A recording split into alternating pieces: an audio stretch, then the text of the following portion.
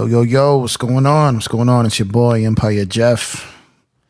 Little Monday evening live stream here. Talk about the NBA play-in. What's going on tomorrow night with the first game. Atlanta Hawks visiting the Miami Heat, followed by the Minnesota Timberwolves visiting the Los Angeles Lakers. And gonna have some predictions on these games, how I think these are gonna play out. Not a bad first night for play-ins. Should be some good action early out the gate. We got Trae Young. Trae Young collided up out there against some of those defensive boys in Miami. And then we got the Timberwolves dealing with that Rudy Gobert situation and taking on the Lakers. And just trying to Lakers, trying to get in the playoffs and make some noise. The Miami Heat trying to get in the playoffs and make some noise, and the Hawks and the Timberwolves trying to disrupt that party. So let's talk about the first game here. And Atlanta going into Miami. In the beginning, I was like, okay, this is probably just going to be a smackdown. I don't really take Atlanta too seriously. But in a one-game scenario where Trae Young is either like on fire or ice cold, if he's Trae Young who's just cashing from outside and just draining those threes, then I could see Atlanta, causing some damage. But Jimmy Butler has been pretty solid since the All-Star break. I think he's averaging something like 27 a game. He's probably like top, he's top tier scoring as far as his three-point shooting. I can't remember a time where he shot that high and consistently. And if he's hitting threes, the Miami Heat are really, really tough to beat. So if their defense is going, Bam Adebayo is locked in. If they can get anything out of Kyle Lowry, Hero, and those guys in his support team, then I could see Miami, winning that game. But if Ice Trae is going off and Atlanta's guys help him out, then, we can different scenario here. But I have no idea how that game was going to go now. In the beginning, I was just thinking Atlanta was going to lose that game and, have to go on. But now, Miami really has not, their defense has not been great since the All-Star break and since the trade deadline. The Lakers have risen in that, where Miami has plummeted in that. So their defense is not what it was for the bulk of the season. I know guys have been out. I know they've had injuries. There's, some inconsistencies there. So we got to see how that goes, to new season starting tomorrow. Although it's a play-in, it's still a new season. So, if they win that, then they move on. And then in game 2 is the interesting one because Minnesota's coming in as kind of a wounded animal right now. They've got Gobert out, suspended for, punching his teammate Kyle Anderson in the chest. And now whether you agree he should be suspended or not, that's a separate debate. But he's out the game. McDaniels, Jalen McDaniels got upset, punched a wall. Now he's out. And Nas Reed has already been out hurt. Pretty much gone for the season. So Minnesota has had some bad luck, some real bad luck. And they were on a roll and they were playing well. And they were getting into that realm of maybe a team that other teams really didn't want to face in the playoffs. But then they just hit a wall and kind of fell off and kind of just went downhill from there. And, they have a pretty good recent history of beating the Lakers. I think they beat them 3 out of their last 4, 6 out of their last 8. And a lot of that was, when Russ was there and pre-trade and all that. But they beat them right out the gate after the trade, but the Lakers didn't have all their players. Braun wasn't playing. And it was, like I said, there was really no continuity with that Laker team yet. Then the Lakers went into Minnesota and took care of them rather easily after kind of running away in the second half. I remember late in that game, I think Gobert hurt his knee, had to go to the locker room, never really got going after that. Don't even remember if he ever even got back in the game, but if he did, it was late.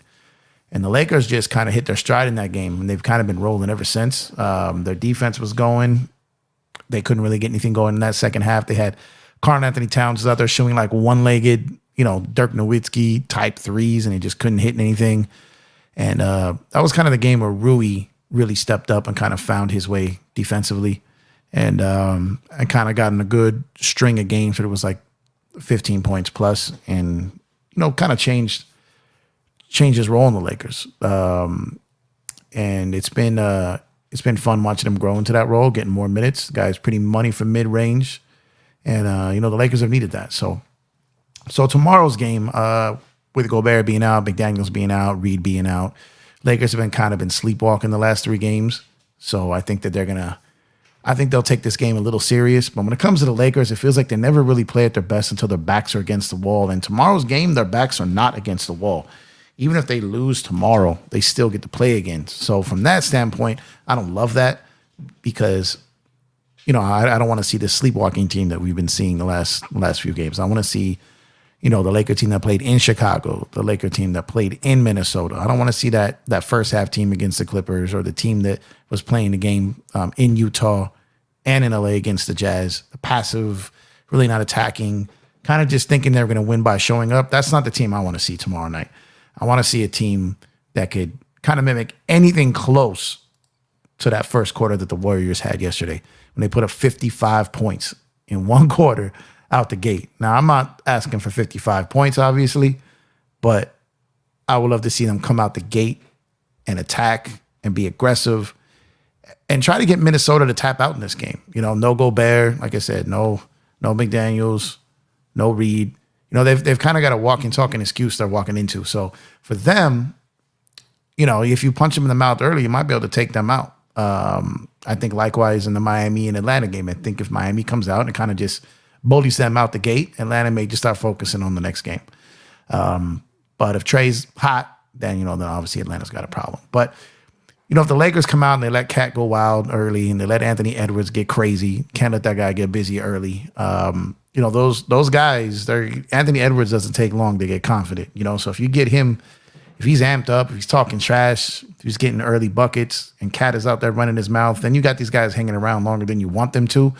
And you give them confidence and that could ride through the game and you can take an L from them. So you got to kind of knock them out early, let them start focusing on the next game, get this game done, get your week's rest or so, and focus on going into Memphis.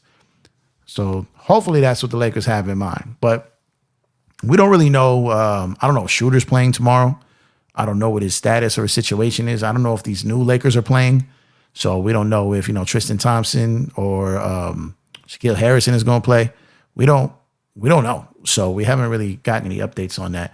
The Dennis Schroeder situation is interesting because, he's going to be counted on as a defensive, backup point guard who can get you some buckets, but his defense is really important. And Connolly just seems to kill the Lakers. So they're going to need some bodies to throw at him. And D'Angelo Russell's not the best defender. He can defend when he wants to, but he doesn't often want to. So Dennis is going to be really needed, and I hope he's able to get out there. If not, then we may see that Shaquille get some run. But Austin Reeves going to be really, really key tomorrow. His first, postseason, whether it be playing or whatever, of his NBA career. Lakers didn't make the play-in or the playoffs last year, so he didn't get any minutes on that stage. But he's been gearing up towards this. He seems like he's built for this. I don't think he's going to be nervous. I don't think he's going to be scared. I think he's going to be ready. I think some other Lakers might feel some pressure, especially if they get down early or if they've got to climb back. But Austin Reeves doesn't strike me as a guy who really gets nervous or scared. He just plays ball, typically makes the right decision, and playing at home, at Crypto. Man, it's still weird not calling it Staples, but at Crypto and getting that crowd involved and Braun coming off an 8 3-pointer game. And, I'm just really hoping that they're firing all cylinders tomorrow. I would have really liked it had they, went out on a winning streak, had they got that Clipper game. They didn't, but it is what it is. So trying to see how they come out tomorrow and how they play is going to be key. Now, coaching for all aspects of it, when you look at this and you think about it, is Darvin Ham has caught has been getting a lot of shit talked about him from Laker fans and NBA fans in general. A lot of people don't seem to think he's a very good coach. He doesn't handle his substitutions very well. He seems to be a pretty good communicator with his team. But it seems like he's all talk and not a lot of execution. And when you kind of operate that way, you're going to have some problems, especially with Laker Nation. They seem to have not a lot of patience with coaches in general. So if you get a rookie coach in there who really doesn't know what he's doing, that's going to be some problems for that rookie coach. But I don't hate Darvin Ham. I don't love Darvin Ham. I don't dislike or like Darvin Ham, but I don't really trust him yet. I seen him in games where it's finally like, okay, maybe we're turning a corner here, and maybe Darvin is starting to figure it out. Maybe Darvin has some patterns here that are better. He'll have it for like 2-3 games, and then he just completely goes away from it, and it just doesn't seem to make sense. Part of me was thinking maybe the Lakers just didn't have any interest in the 5th seed, maybe not even the 6th seed, and they were cool with 7 or 8. I mean, the way kind of AD and Bron were playing, just like kind of getting buckets when they needed to versus all game, putting teams away, it just didn't seem like they were all in on that 5th seed. And I don't know if that's just, something in my own imagination or if that's something that's real. I don't know. But I know that the last 3 games, I don't think that's how you really wanted to go into the play-in scenario unless you were just kind of settling for 7th and kind of accepting that was going to be your slot. On the Atlanta-Miami game, you've got Eric Spoelstra over there, been there forever, won some championships. He's got the pedigree. Atlanta's got Quinn Snyder, who's a very, very good coach, but he came in mid-season. And I don't know exactly how much has been, his system is in place and, how much he's holding back for maybe a training camp or next season. So it's hard for a coach to come in mid-season and really impact the team on that level. A lot of teams don't do that. A lot of teams will, when they let go of a coach, they'll have an interim head coach for the remainder of the season, and then they bring in their guy in the summertime. And Atlanta kind of jumped ahead of that and kind of just went with it and made the change when they got rid of, Nate McMillan. But like the Timberwolves, Atlanta has had some drama in their locker room between, Trae Young and John Collins and Trae Young and Nate McMillan. And obviously they chose the player over the coach in that scenario. But now all of a sudden on the eve of the play-in, there's rumors that Atlanta might be open to trading Trae. So that's interesting too, how that is leaking out prior, to a play-in or a playoff series. How that comes out now, not really good, for a player to hear that before he goes into a playoff series for your team. So I don't know, who leaked that or, whose agenda has that out there, but that's just not a good look. But so Atlanta's dealing with some stuff like Minnesota was. So they've got some baggage going in. Minnesota's got some baggage going in. The Lakers always got baggage going in. And, Miami is a team that even back to 2020, no one really was taken serious. No one had them pegged as going to the NBA finals. I look at the matchups and I'm like, okay, I can see them getting to the conference finals. Once I saw the matchups, because matchups are important in the playoffs, but I didn't have them, even remotely coming close to winning a championship because I don't think they're a championship level team. And the next year, just like the Lakers, starting their season 60 days after the bubble, were just completely burned out. Half the team was mostly hurt, and it was just hard for anyone to get their season off to the right track that went deep in the bubble. And then last year, Miami is just a team you don't really count out. That heat culture stuff, I make fun of it, but it's kind of a real thing. They play hard, they play with effort, they're well coached. It's a very good franchise over there, and it's just hard to count them out. They've got the most continuity of any team that's playing tomorrow. So, maybe that helps them. So, if I had to predict, and I would assume that Miami is going to win that game tomorrow, I would say between 7 to 10 points. And the Lakers, I got the Lakers winning tomorrow. I think they win by more than 10. I think they're going to come out not wanting to play any games tomorrow.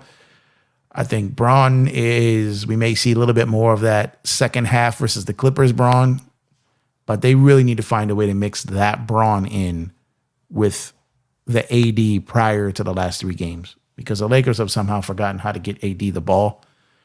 I just don't understand, because he's been so dominant, and they just forgot how to get him the ball. So hopefully tomorrow the Lakers remember that, how to get him the ball, keep AD involved, Braun pick his spots, let D'Angelo handle the ball, and Braun, like I said, Braun could pick his spots, and hopefully we get, Malik Beasley shows up in the playoffs, Vanderbilt brings the defense, and Austin Reeves does his thing. And hopefully tomorrow we'll be looking at Lakers and the Heat advancing. That's my prediction.